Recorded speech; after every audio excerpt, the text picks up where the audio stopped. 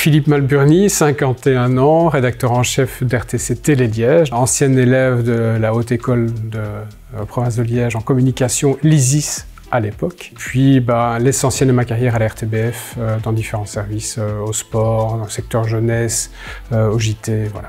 Il n'y a pas 2 jours qui se ressemblent, et puis c'est un métier de curiosité. Parce que je demande toujours à mes étudiants stagiaires quand ils viennent, c'est quoi la première qualité d'un journaliste? Pour moi, c'est la curiosité, c'est l'envie de découvrir.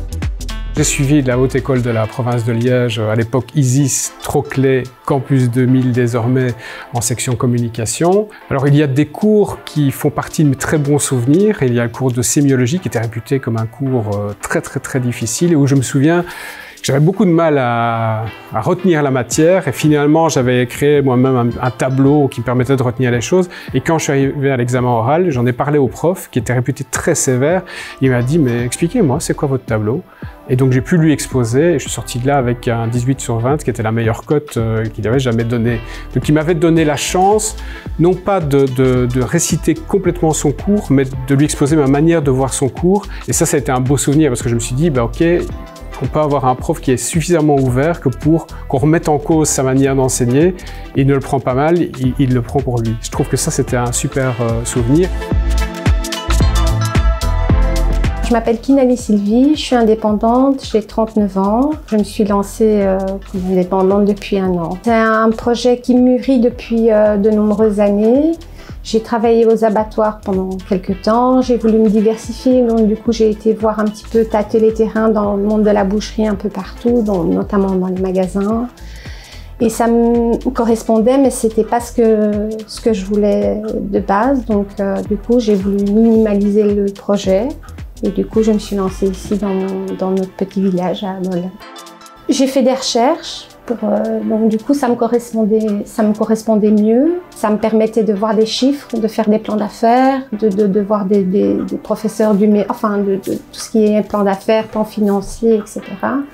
Et ça m'a permis d'y voir plus clair dans mon projet, qui m'a permis de me repositionner en fin de compte. Les gens, ils sont pas du métier, mais ils ont plus d'expérience dans ce monde-là, donc ça m'a permis de pouvoir faire des chiffres, faire un plan financier, un plan d'affaires. Je m'appelle Guillaume Gillet, j'ai 38 ans, je suis marié, j'ai 2 enfants, Victoria, Blake ici à côté de moi et Roméo. Elle a 7 ans, mon fils a 10 ans.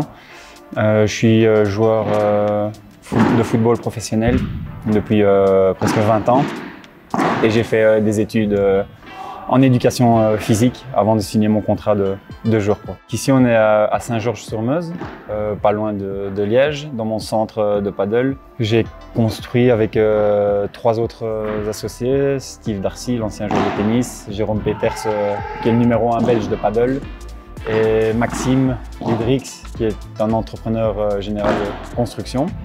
C'est un investissement, mais pour moi, être dans un projet sportif, ça me tenait à cœur. Quand je viens ici, que je regarde les gens jouer, je les vois heureux, rigoler, ça me rend moi-même heureux. L'enseignement, c'était pour moi l'occasion déjà de rencontrer ma femme.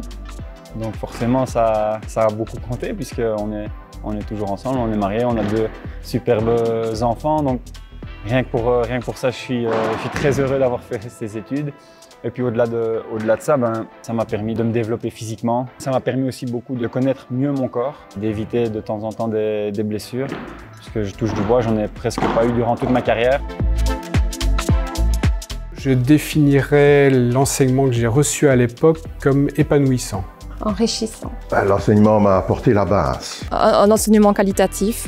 Dynamique. Festif. Il est familial. Que du bonheur.